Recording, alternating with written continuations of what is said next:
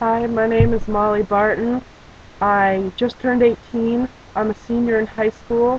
I live in Grand Rapids, Minnesota in the United States, and I have Tourette Syndrome. When I was first diagnosed with Tourette Syndrome, it was extremely difficult because I had absolutely no idea what it was, and it was completely foreign to me. I'd never heard of it in my life, and it was a really scary time. Um, my parents noticed that I was doing some weird things. I was, little things like blinking a lot and rolling my eyes and jerking my head and shaking my head and weird things like that. Um, that just seemed really strange. So they took me to doctor after doctor and, spent like a year trying to find out what the problem was and trying to find out why I was doing these things. And we finally got an answer, but the answer wasn't any less scary to us because we had no idea what it was, so it was definitely frightening for us. Some of my tics right now, my tics are kind of all over the place all the time. I never have one tick for very long, but some of the ones right now that are bothering me, blinking my eyes a lot, and I roll my eyes and I go like that, and I roll my eyes and I turn my head and I go like that, or just turning my head or shaking my head, like that all the time, um, making weird facial expressions, like I do a thing with my mouth where I go like that, and I stretch out my mouth, or I scrunch up my nose all the time, or I'll do that with my bottom lip. Um, I have a couple vocal tics. I have one where it's kind of like a sniffling noise. I go like that. I have one that's a humming noise that I do. Um, I have a tic where I hold in my breath and I tighten my rib cage really tight and I hold in my breath for like 5 seconds. And it hurts really badly when I do that one. That's one of my least favorite. One of my worst tics is I just tighten my muscles all the time. I'm really tense. I'll tighten the muscles in my arms or my legs or my shoulders or my back. And it makes me really tired and really sore by the end of the day. Um, and one of the last tics that I have right now that's bugging me is I'll go like that with my arms and I punch out my arms. And that one hurts me really badly too. Most tics hurt. Um, so that's no fun. To me,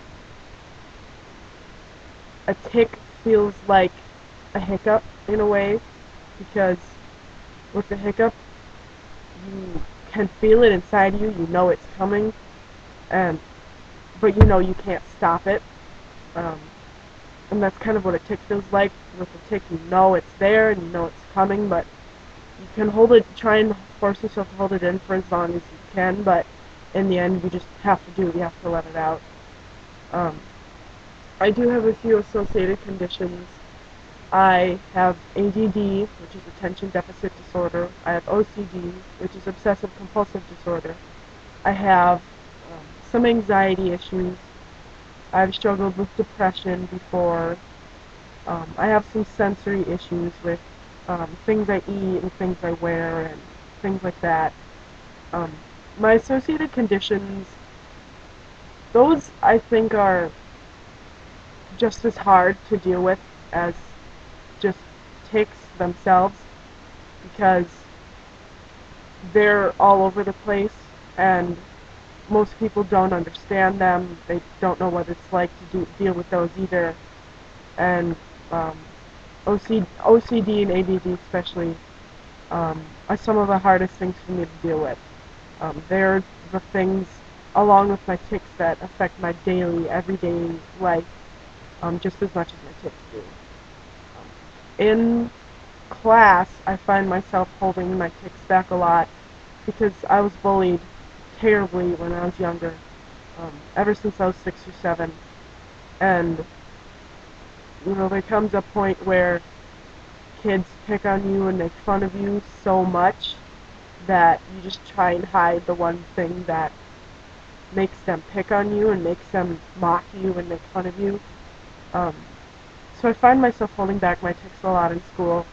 Um, I'm at a point in my life right now where I'm trying not to do that as much, where I'm just trying to, accept the fact that this is me, this is who I am.